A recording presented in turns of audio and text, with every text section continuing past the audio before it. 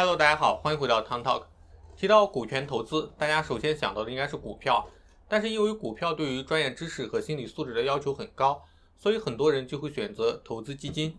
基金简单来说就是具有牌照的基金发行人向公众募集资金，然后拿这些钱去买股票赚取收益。当然，也有的基金购买标的是债券、货币市场等。有的基金会在市场上公开发行交易，买卖自由，这种是公募基金。另外一种只向特定的人群发行，一般不在市场上流通，这种就是私募基金。相较于公募基金几乎没有资金门槛，私募基金一般对投资金额都会有一定的要求，起始投资额一般都在100万元左右，是真正的富人的游戏。根据基金投资标的的不同，风险也有大有小。一般来说，股票型基金风险最大，其次是债券基金，风险最小的是货币基金。余额宝就是一种货币基金。基金说白了就是购买一篮子的股票或者债券，所以基金的风险主要是标的股票的波动风险。由于基金是很多只股票在一起，所以最大限度上分散了下跌的风险，同时也能享受到股票的高成长，这也是大多数人购买基金的原因。然而谁也不会想到，有正规牌照、市值高达300亿的私募基金也会跑路，投资人血本无归。2020年11月30日，复星集团朱一栋、赵卓全、朱成伟涉嫌集资诈骗罪、操纵证券期货市场罪的刑事案件在上海第2中级人民法院进行了一审开庭。事情开始于2018年6月，复星集团一笔股票质押的利息到期没有偿付，时任复星集团董事长朱一栋表示正在筹款解决，然而5天后朱一栋消失了，银行、基金公司均无法联系到本人，复星系的资本危机彻底开始崩塌，牵连的银行、信托、基金公司10多家，此外还有复星系旗下3家正规备案持有牌照的私募基金公司发行的上百只基金产品，资金黑洞超过300亿元。今天就和大家一起聊一聊复星集团用什么手段来集资诈骗、操纵证券市场。我的频道主要是讲和我们每一个人生活息息相关的金融知识，让你比别人更懂一点。感兴趣的话，欢迎订阅。那我们开始吧。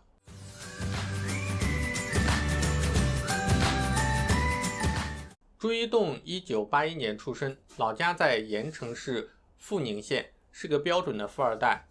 朱一栋父亲朱冠成在30年前白手起家，最早是在村里开砖窑，后来转向化工厂，主要做稀土业务。中国稀土储量约占全球 36%， 供应全球 80% 以上的稀土出口。全球稀土的分离和冶炼也主要集中在中国。国内的稀土资源被过度开采，低端产能过剩，供过于求。于是在2014年，工信部推动组建6大稀土集团，着手整合国内大大小小的稀土矿和企业。朱冠成经营的阜宁稀土公司被中铝集团收购，成为旗下的子公司。虽然朱家发迹于稀土，但是朱一栋接管公司后，他本人无心从事实业，而是大笔投资金融行业。早在自家的稀土公司被整合之前，朱一栋就已经在上海布局。2011年，他在上海成立了复星金融控股集团，2018年变更为复星实业集团。公司的官网宣传，公司主要是做实业加金融模式，拥有浙江、海南、陕西等地的政府关系。但事实上，复星系一直没有真正的实业。它的股权关系中分布着大量平台公司和用作投融资过桥的空壳公司。根据天眼查的数据，复星集团布局错综复杂，主要关联公司有投资公司、资产管理公司、产业基金等，也包括房地产、教育科技、医疗设备等公司。而一级子公司下面又设立了10几个有限合伙，层层嵌套，对外开展融资和投资活动。朱一栋是如何走向犯罪诈骗的道路呢？2016年开始，朱一栋操纵旗下的复星系开始试图控制2家上市公司。第一家公司是华文传媒，实际控股人为无锡市滨湖区国资委和中国国际广播电台。2016年12月，信顺文化拿到了无锡市滨湖区国资委转让的50%控制权。信顺文化的股东为朱金玲，是朱一栋的堂妹。同时，复兴系还通过资产管理产品暗中增持华文传媒股份，最终成为华文传媒的实际控股人。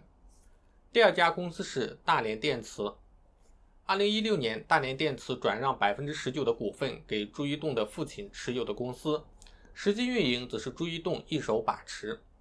朱一栋把大连电磁的股份分3次质押给财通基金子公司财通资产，获得4.56亿现金，拿着这些钱开始操纵股价。2018年，中央电视台第一时间曝光，2016年的股市相对平稳，大连电磁却连日大涨，频繁只交易大连电磁，获利6亿元。这些迹象引发深交所的注意。随后，深交所监测到一个10亿元的基金专户也涉嫌频繁交易大连电磁，基金背后的投资方就是复兴集团。原来是朱一栋通过操盘手李卫卫在78家券商共开设600个账户，集中买卖大连电磁股票。办案人员锁定了495个账户，这些账户操盘交易大连电磁，如果有大量买卖时，就释放利好高价出货。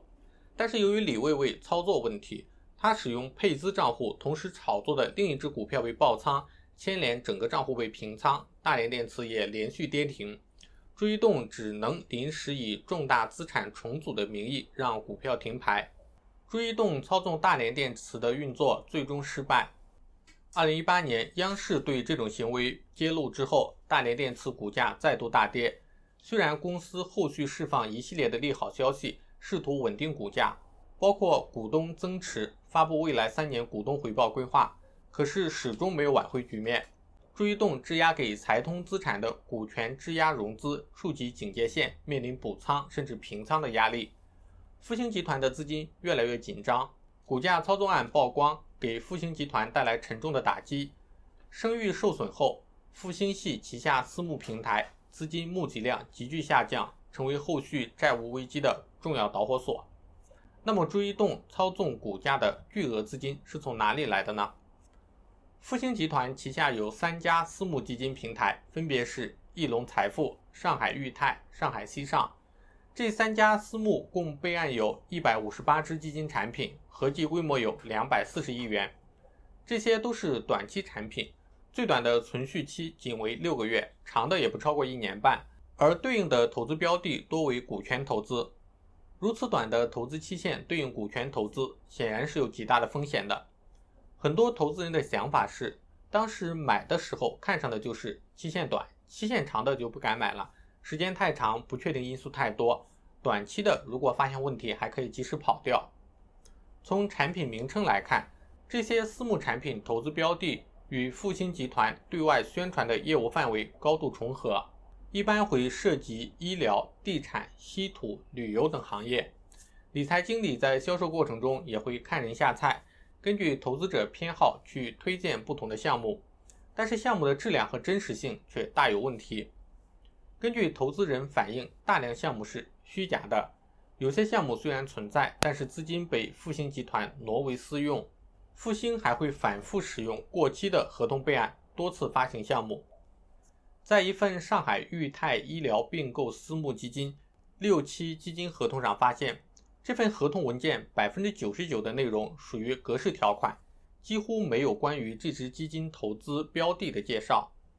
有投资者说，在购买之前，理财经理介绍该基金投资有2家医院，江苏盐城建湖县中医院和江苏盐城亭湖区人民医院，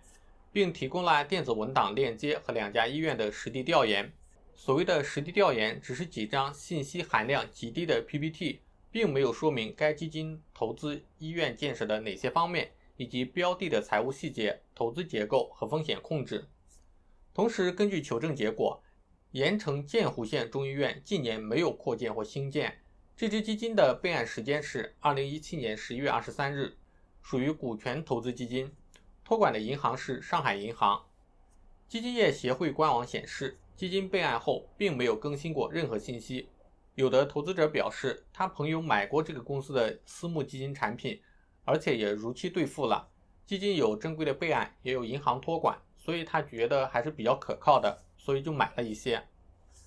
复星集团自称有深厚的政府关系，朱一栋也晒过自己和省部级官员的合影，借此彰显实力。最终成功与一些地方政府合作发起产业基金，但往往没有实际的投资项目落地。而复星则利用这些悬空的产业，向机构和个人投资者募集资金。例如，复星旗下有一家名为浙江浦江产业基金投资有限公司，这家公司由复星集团控股 60%， 剩余的 40% 由浙江省浦江经济开发区开发有限公司持有，其背后是浦江经济开发区管理委员会。浦江是浙江中部金华市的一个县。根据浦江经济开发区的说法，他们确实与复星集团合作成立产业基金，但是基金至今没有成立投委会，也没有召开股东大会，没有对外经营，也没有收到过复星方面的资金，也没有授权第三方发行私募基金。浦江经开也是受害者，已向公安机关报案。复星集团借着和地方政府形式上的合作，骗取了投资者的信任。中招的还有正规的金融机构。财通基金的子公司除了向复星系提供股票质押贷款外，还和他合作开发了浦江产业基金旗下的多个资产管理计划，共募集资金超过9亿元。此外，还有10几家持牌金融机构也深陷泥潭。复星系3家私募平台托管的机构包括上海银行、恒丰银行、光大银行、平安银行、招商银行、浦发银行、徽商银行。虽然这些私募产品都受到严格的托管，但是托管行无法掌握资金转出后的去向。2020年1月8日，证监会发布复星系相关人员的中国证券会市场进入决定书，实际控制365家企业，利用私募机构募资基金368亿元，挪用资金365亿，其中 98% 投向关联企业。在出逃2个月后的2018年8月，朱一栋被上海经侦从海外押解回国。2018年9月，朱一栋等8名犯罪嫌疑人依法批准逮捕。